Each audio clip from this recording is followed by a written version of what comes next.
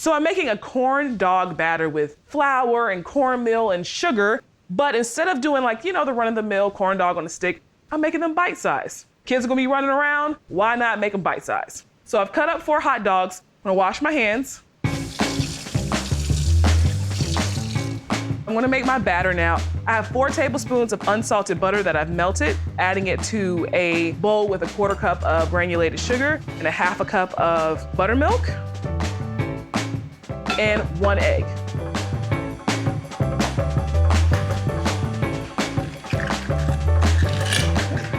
Give it a whisk.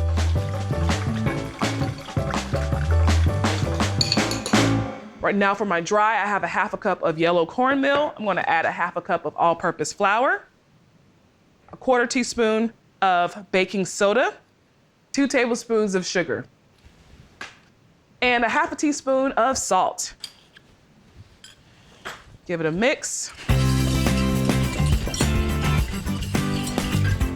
Now I'm gonna add my wet to my dry. Little sweet, a little salty. Whisk it together.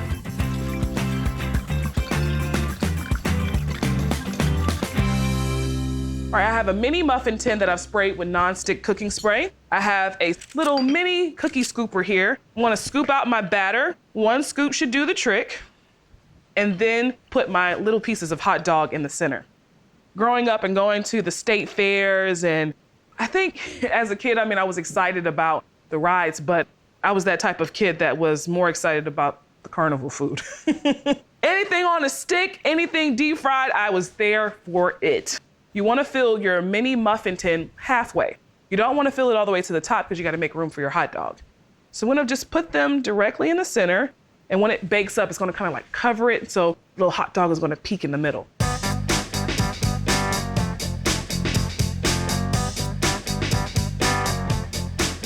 All right, so I have my oven preheated to 375. I'm gonna bake these off for about 10 minutes.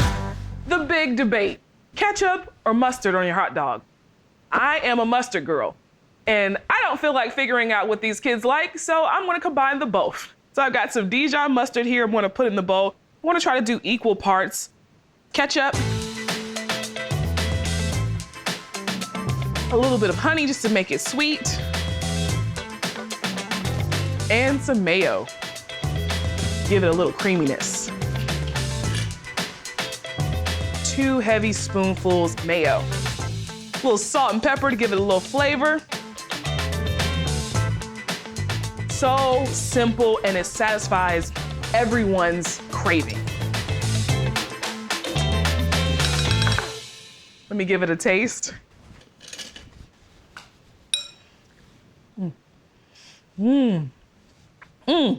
That is really the best of both worlds. I taste a little bit of the ketchup, I taste the Dijon, I taste the honey, and then the mayo just makes it creamy.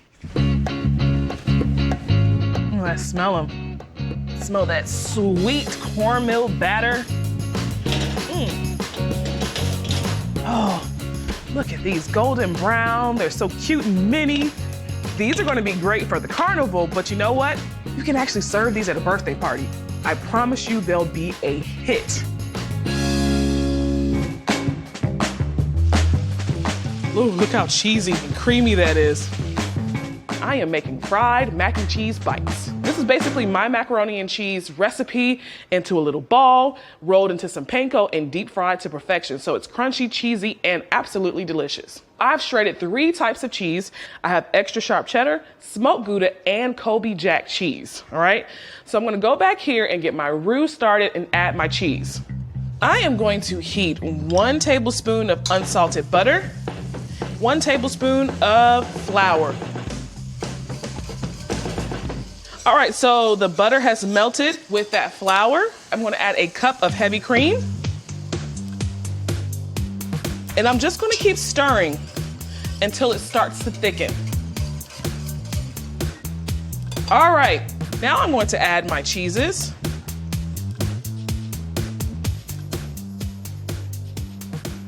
Look at that cheese pool though. Ooh, that's gonna be cheesy. Now I'm gonna add a little salt, a little smoked paprika to complement that smoked Gouda, some dry mustard. I love putting dry mustard in my mac and cheese. It just adds this really nice bite to it.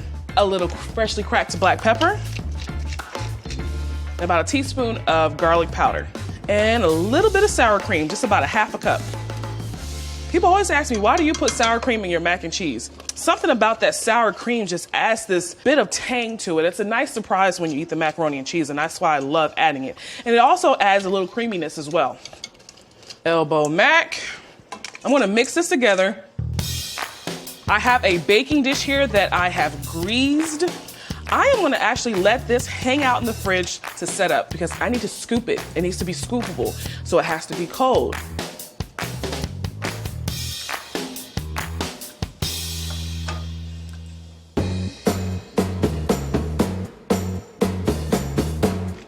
All right, so my mac and cheese is nice and firm and very scoopable.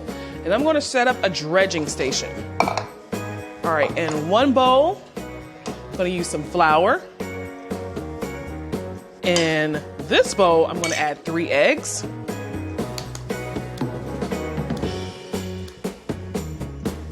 In this bowl, I've added some panko that I'm going to lightly season with some pepper, salt, and a little smoked paprika. Give it a mix. All right, so what's gonna happen is I'm gonna form my ball, coat it in flour, coat it in the eggs, coat it in the panko, do all of them until I'm done, and then fry it until it's nice, crispy, and golden. And this makes about 3 dozen mac and cheese bites.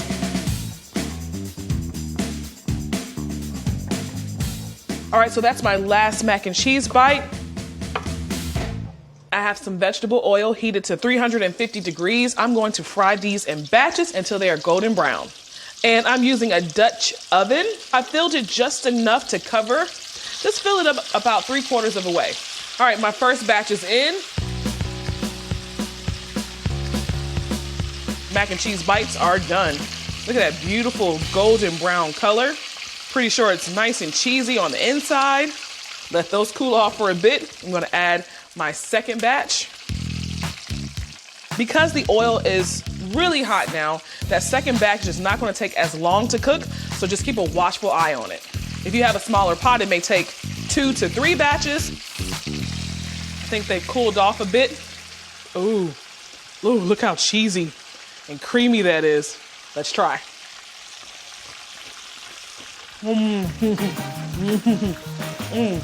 Oh man, it's cheesy, it's crunchy. Ooh, that's delicious. Ooh, I got something. How about a lasagna dip? I use the already cooked lasagna sheets, fry it, and use that to dip the lasagna dip with.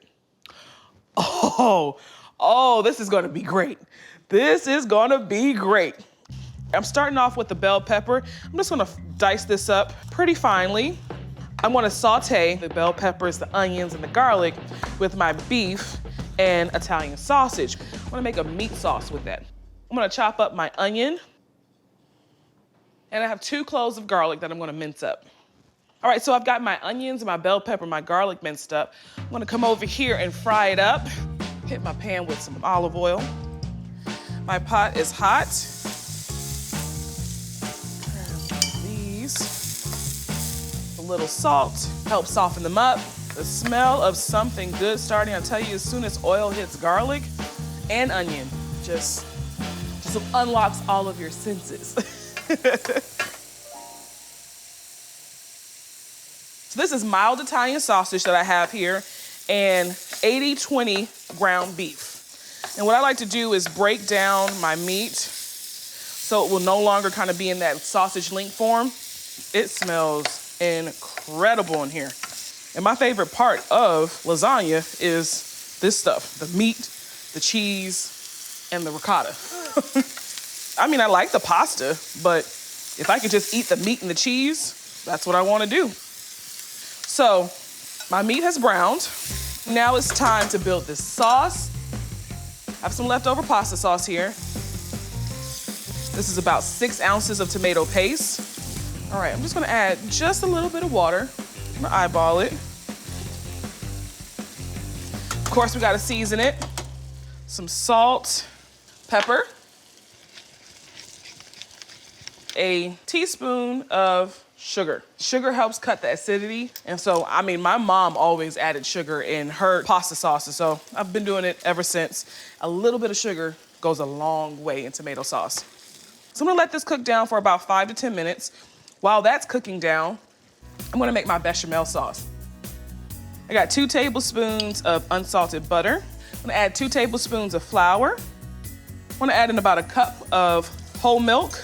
And with the bechamel sauce, you definitely wanna keep whisking because you don't want it to burn at the bottom. This is starting to thicken up. I got some leftover Parmesan cheese, so I'm just gonna put that in there. And I'm gonna season this sauce. About a half a tablespoon of garlic powder, a little bit of Italian seasoning. You don't need it too much because dried herbs go a long way. Let me hit it up with a pinch of salt and some cracked black pepper. All right, so I'm gonna turn that heat off, grab my skillet, and assemble this dip.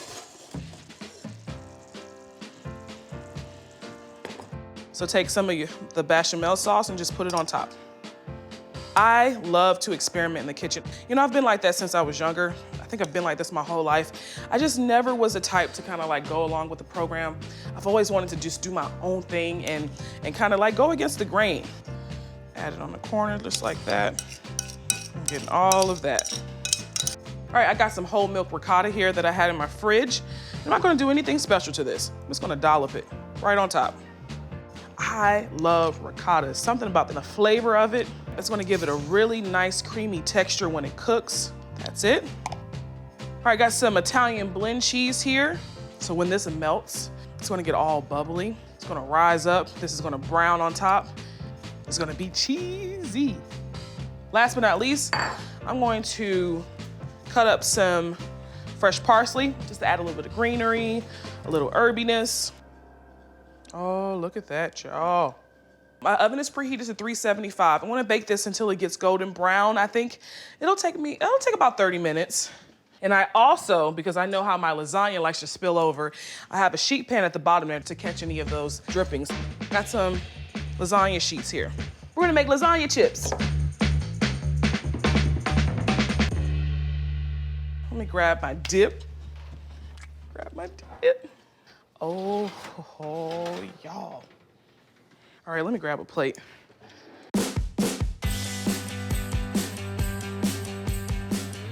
I have to sit down and really enjoy the creation I just made. I mean,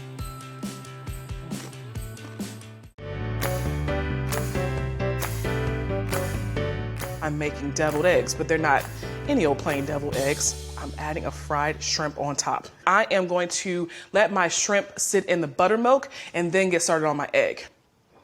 Okay, so I have a little bit of salt and pepper that I'm adding to this bowl, which has some buttermilk in it.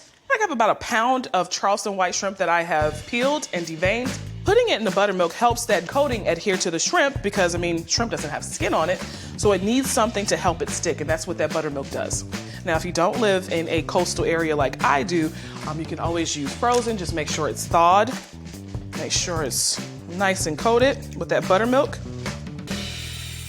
I have 12 extra large hard-boiled eggs here. I'm gonna use a food processor to make my filling. So I'm just gonna dump the yolk in there, and then I have this cute little tray here that I'm gonna put each half on.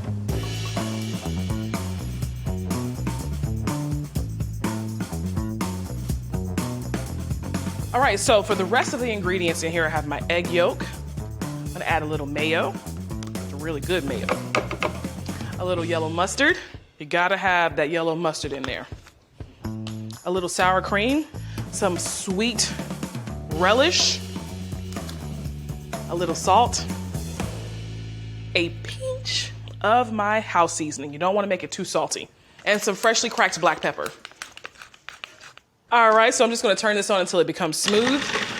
I like putting my yolk mixture in the food processor because I pipe this out into each individual half, so it comes out really, really smooth. All right, so I have a jar here to help keep that nice and sturdy while I add my yolk. Yummy. I have a star tip on my piping bag. Hear my grandma and my mom talking right now. Don't you waste that, get all of that out of there. So I'm just piping this. So I'm starting off like that, kind of holding my bag not too tight because I don't want too much to come out at one time, and just gliding it up just like that. It's going to be like the bed for my fried shrimp.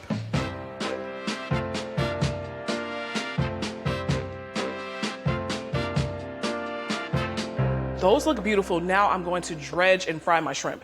I'm going to combine 1 cup of all-purpose flour, about a half a cup of yellow cornmeal, and that's going to make it really crunchy. A little seafood seasoning, and a little extra pinch of salt. Mix it all together. Taking my shrimp that has been sitting in that buttermilk and just dredging, and I dredge the tail as well.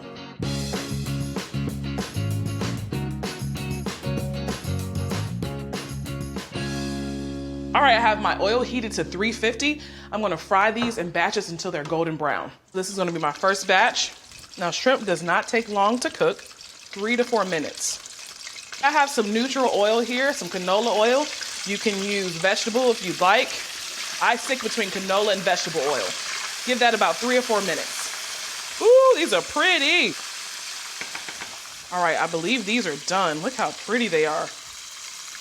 And let me tell you something, you'll know if you've overcooked shrimp if they get a really, really tight curl. I'm gonna build myself an egg.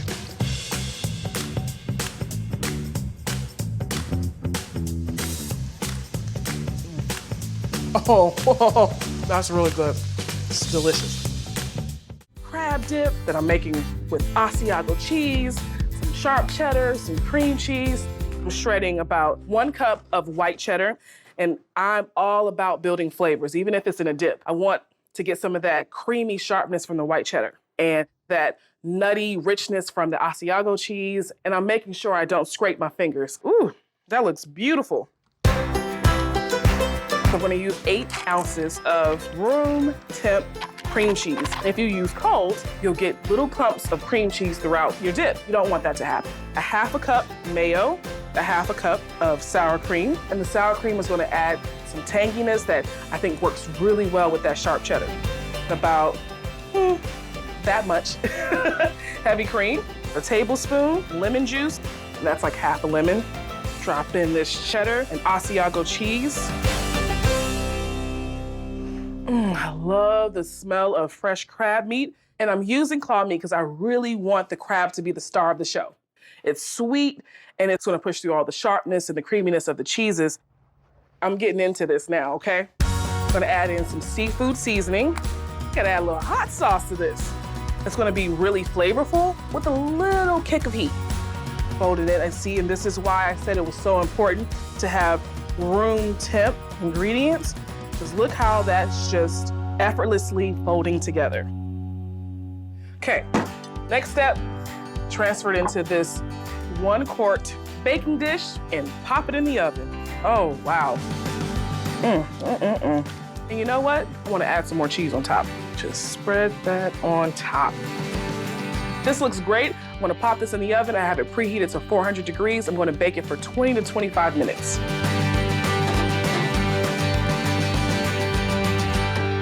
I think my crab dip is done. Woo! Hot mama! Look at that. The guys are going to love this. Get into it. How about that crab dip? It's awesome. We're going to patent that.